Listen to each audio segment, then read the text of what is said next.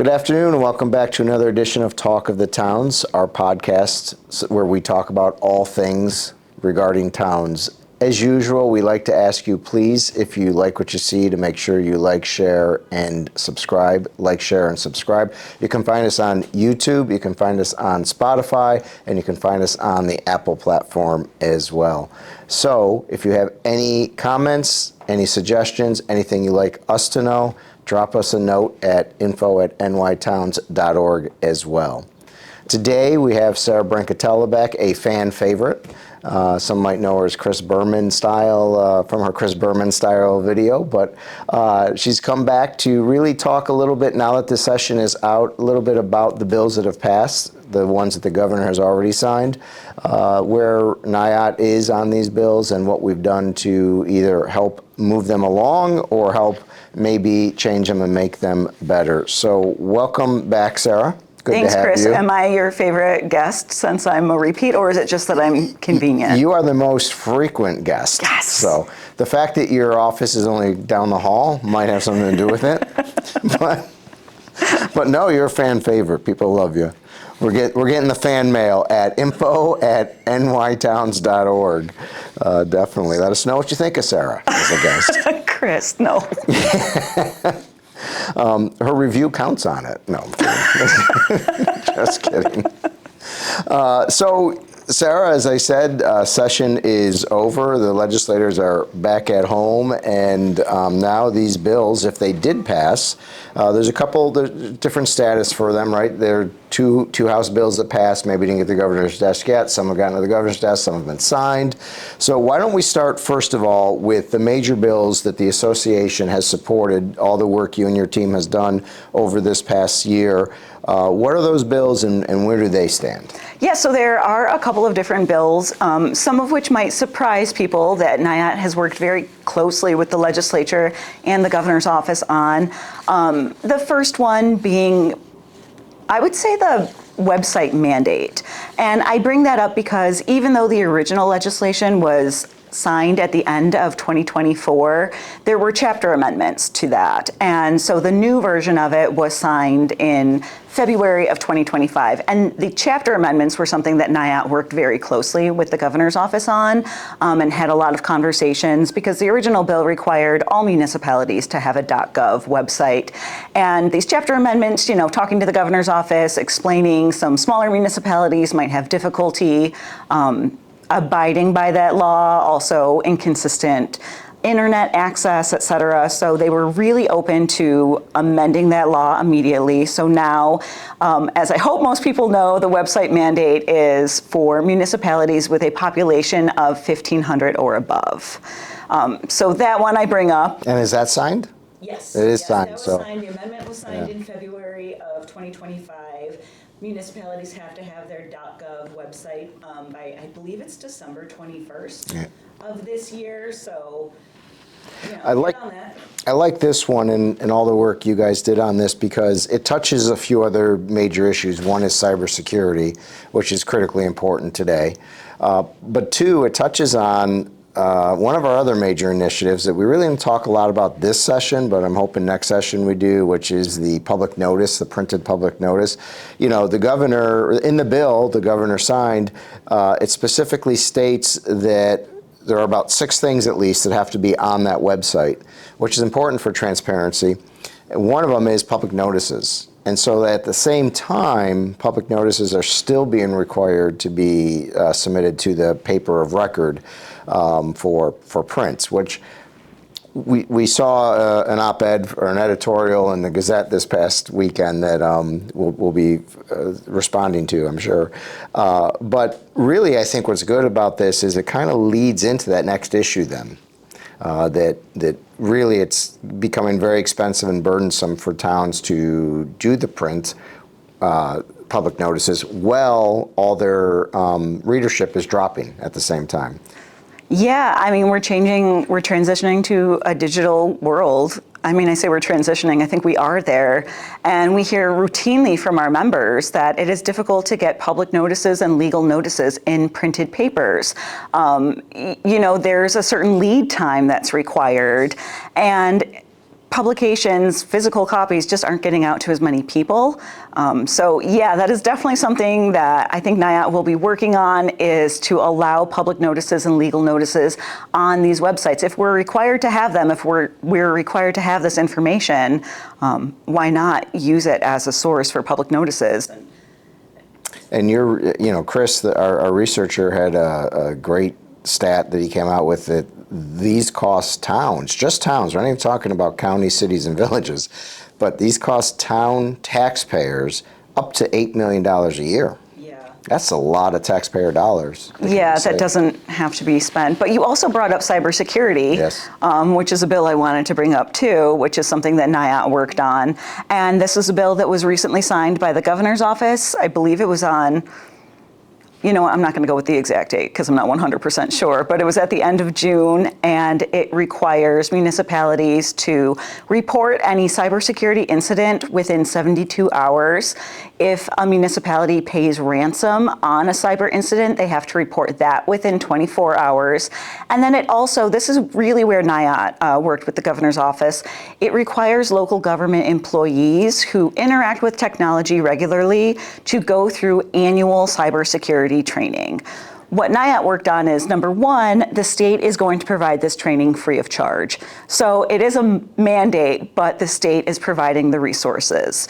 We also talked to the governor's office about allowing other sources to provide this cybersecurity training. So for example, insurance programs like NYMER offer cybersecurity insurance, and with that, they offer cybersecurity training.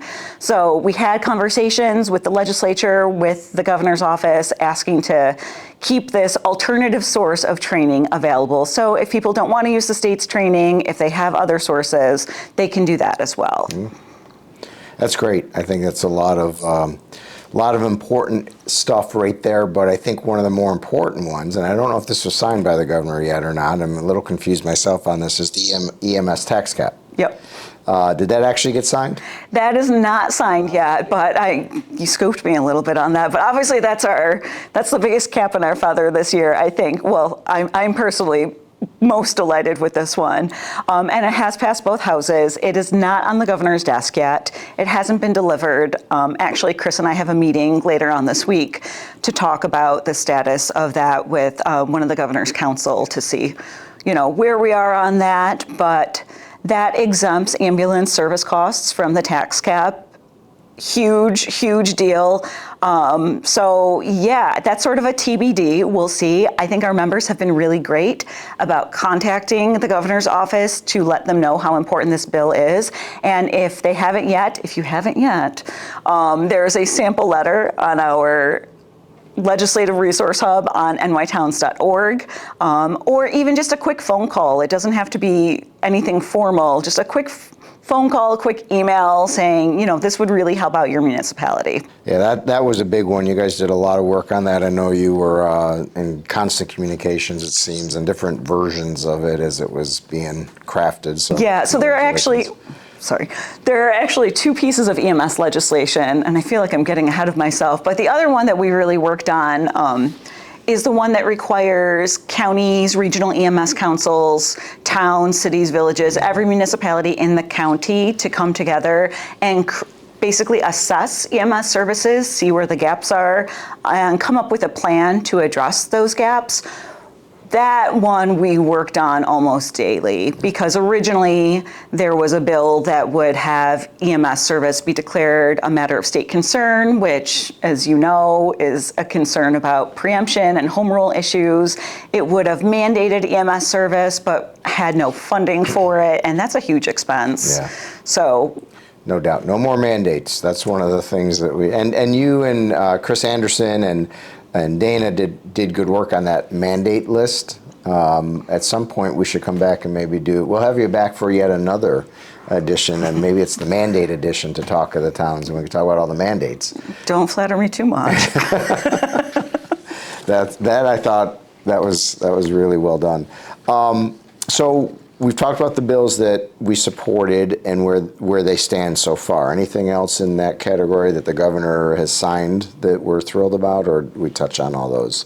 Cybersecurity and the website mandate are probably the two biggest ones that she signed so far. I mean, there's a ton of bills yet to be delivered, and that's really common too. I should point out to our listeners, it's really common for bills to sort of linger out there for a while. Because she only has so much time, right? Once they get delivered to her desk, then she has 10 days to sign them.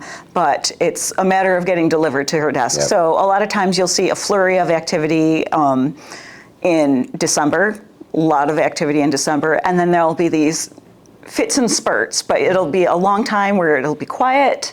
And then you'll see batches of bills getting signed. So what happens if they don't deliver by the end of the year? Does that, because it's the legislative session is continuous, right? They just stay live bills that pass that can be delivered in 2026? So I believe, I don't know if I'm getting this phrase right, if it's a pocket veto, but it's sort of a default veto. So it's not the governor taking official action, but sort of letting it lapse. But because it is a 2-year legislative cycle, any bill that doesn't pass this year or get signed by the governor this year will automatically roll over into the 2026 legislative session. But if the legislature fails to deliver the bill that passed both houses by the end of the year, can they deliver in 2026? Yeah. Okay. I mean, it still has to pass both houses and stuff. Again? Yes.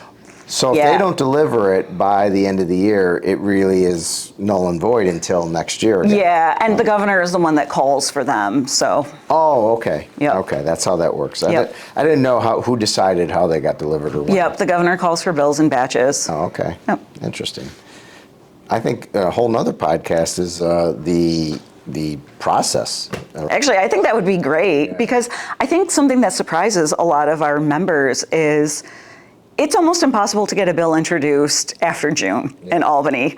The legislature is technically always in session, but they're adjourned for the year pretty much, and they can only be called back by special request of the leaders in either the Senate or the Assembly. So, but for extraordinary circumstances, the legislature is, for all intents and purposes, not going to introduce any bills this year or act on any more bills in 2025.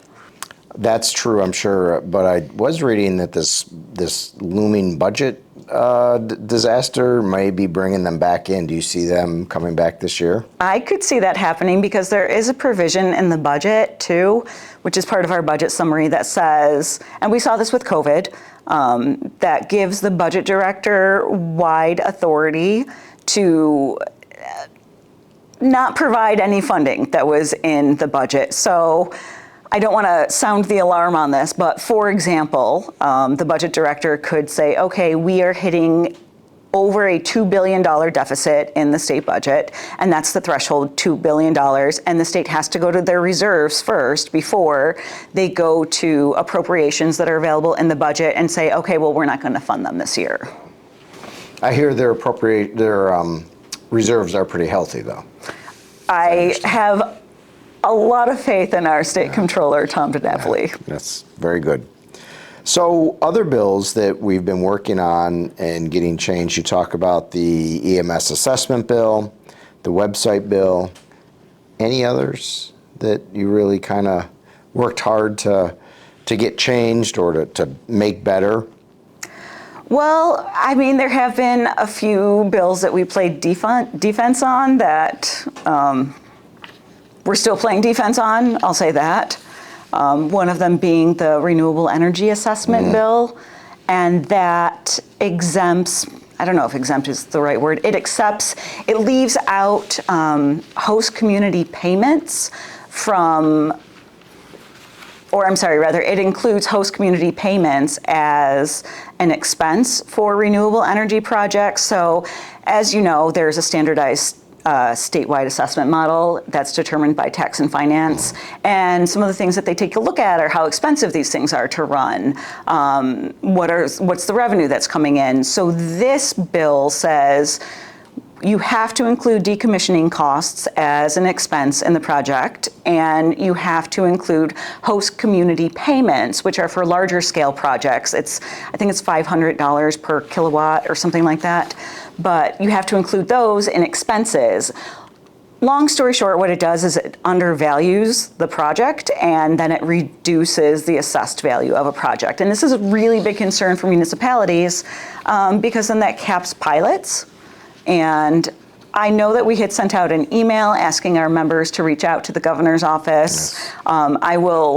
I will admit to some confusion on my end. The bill was not actually delivered, but her office was soliciting comments, so there's still time to put in comments. And there is quick talking points available on our Legislative Resource Hub if our members want to learn more about that, but that is a really big bill that we are concerned about. And I'm not sure you mentioned this, maybe you did, but it also really deems federal credits as intangible assets and not included in revenue streams. Yeah. So it really, really undervalues projects. And I think the way the assessment model was before, it had projects valued at pretty much like a fourth of what they should be valued at. So this decreases that even more. Yeah. I always love how developers try to build something, right? And they go to their banks to get financing, and it's like the most valuable thing in the world that they should be getting financing against. And then they go to the town to tell the town how this thing is just awful. You shouldn't be in this business at all, and it's not worth anything when the assessment comes up. That's not just in the renewable energy market. That is every developer. In fact, probably most homeowners. But one of the things that I'm most concerned about it is the undermining of home rule by really taking, I think, some of that off of the assessor and the discretion of the assessor and really being imposed by the state. That's a huge concern. Yeah, we were very against having the standardized assessment model, and there's a whole other part to the story involving it being challenged in court, it being considered unconstitutional. Now there's a stay on that finding of unconstitutionality. So it's like a whole little soap opera over tax assessment, which you wouldn't think is that interesting, but in my mind, I'm like, ooh, it's a little soap opera on taxes. Right. And so just staying on pilots for a moment, I know this wasn't something we really talked a lot about this year, but I think is another priority coming up. So this is a kind of a potpourri of bills and issues right now that we're looking at. But on the pilots, we're working with some legislators on really trying to protect towns. So right now what happens is the county IDA or the IDA on a county level gives away really a pilot on behalf of a town without any input from the town or any express approval of the town. The problem with that, as we all know, is that the levy is really the only thing the town has in most cases. Sometimes a county might share some sales tax, and if they do, it's usually not a lot, but a lot of counties, like Schenectady County, doesn't share sales tax fairly and the growth on that sales tax. So the town's getting no benefit, and they're getting their levy reduced. And it's a double whammy because the pilot they do get that they have to accept, whatever it is, obviously is a hit to the tax cap. So this is a good indication, I think, just as a way for us to talk a little bit about how that works. How are we looking to address that in the coming year? Yeah, I mean, I know that you can talk about this just as well as I can, probably actually better. Maybe throw in some $10 words. I lived it for 15 years. Yeah, it was tough. But we are definitely working on getting legislation that towns would have input or the authority to say no to a county IDA that's just giving away town money. Because that's essentially what's happening. Right. I mean, towns have no authority to say, no, actually, this is a really bad deal for us. Right. It's basic fairness. Yeah. Now, I do want to point out that there are many counties it works in.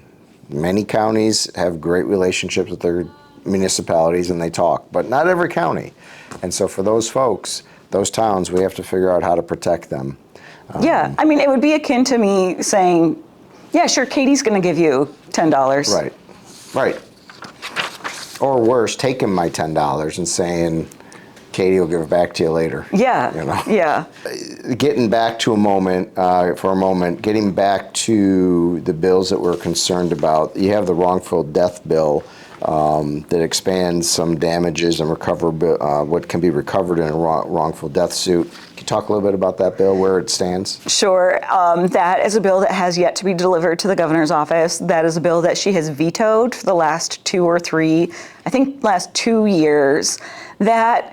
And it's funny to talk about because it sounds so insensitive. What this bill does is it expands the type of damages that successful plaintiffs in wrongful death suits are entitled to, which obviously, if you are successful at a wrongful death suit, it is a terrible circumstance. But it sort of puts unending damages. It makes unending damages available. So there's no cap on the amount of these new damages that would be available to plaintiffs. And the thing is that municipalities are often seen as the deep pockets. And in New York, we have something called joint and several liability. So if you are in a wrongful death suit, and again, municipalities are huge targets for lawsuits because of joint and several liability in part. So another party could be 99% responsible for somebody's wrongful death, and a municipality could be 1% responsible for it. A jury could say, okay, you're responsible for you've contributed to this, but not very much, 1% responsible. The town would still be on the hook for the entire amount of damages. So that is where it is a big deal to municipalities. It could be financially devastating for a few, and it also shortens the statute of limitations, and it's retroactive too. So it's potentially a huge financial concern for municipalities, given joint and several liability concerns, and given how, with lawsuits, and I say this as a lawyer, right, you sometimes just throw stuff at a wall to see what sticks. Yeah. Name everybody in the initial instance and, have them reach the burden of getting out of it. So, and it's worth noting here, when we say municipality, you can just as easily say taxpayer, right? They're synonymous, right? So it's not just a problem, because I remember this when I was supervisor. A lot of times people would be like, yeah, let's fight the town, let's fight the town. Those are taxpayer dollars. And so if it's a financial problem for the municipality, it's a financial problem for the taxpayers. Yep. Because they derive their revenue from the property tax levy. And so taxpayers ought to be very, very concerned about it. I know a lot of times people think, yeah, the municipality has a lot of money. The municipalities don't really have a lot of money. It's very lean budgets. Towns have very lean budgets. So that could be a significant issue. But I know that the state looks at municipalities as if they're unlimited because they have the unlimited ability to tax. And that's what's important. That's the nexus that I think residents need to think about when they're out there. And I know residents will say, well, that's why you have insurance, right?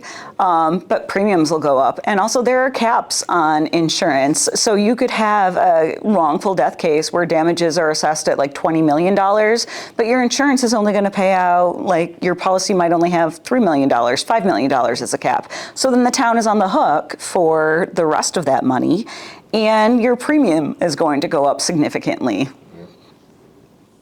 So some good news, though, bills on workforce development. Workforce development is a big issue of ours. We've been working really hard on. We have a comprehensive package.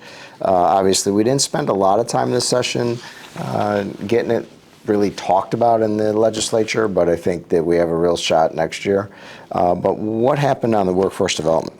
So there were a few different bills out there in workforce development, and I think a lot of people know that sometimes in the legislature, it requires bills to be introduced year after year, and it chips away. But one interesting bill that passed both houses on workforce development is the state has a central website where it posts all of their jobs. I have gone to it in the past. Not recently, Chris. I have not looked for a job recently. But the state has a centralized website where they post, any sort of state agency can post a job. And it has a description, all of that. So this bill would make that resource available to municipalities. A municipality could go on and post their job. I don't remember if you're allowed to apply through the website, but what it does is that it gives openings in municipalities more exposure. Yeah. And a town wouldn't be required to use it, but it certainly provides an option. And I know, again, from personal experience, a lot of people go to this centralized hub to look at a bunch of different jobs. So it gets more eyes and hopefully more applicants for these vacant positions in local governments. Yeah, no, it's a huge issue. I think that's a good step forward. We talked a lot. We talked with DOL early in the year on this type of having a clearinghouse. We've talked about maybe the association at some point, maybe working in that manner, but this seems like it kind of filled that void. Yep. So I think that's great. And we have more coming in 2026 in our legislative agenda. Should note maybe a quick pitch out to our members, any towns. We're starting to look at resolutions for 2026 and the process in that, and Sarah can talk more about the process. Really, it starts with our towns, and so we're looking for our towns to send in issues to us, pass a resolution from their board, bring it in, send it into NYAOT. NYAOT then does what? How's our process work? Sure. So once a resolution comes in from a member town, and I do want to emphasize that it has to be from the board, not any one individual.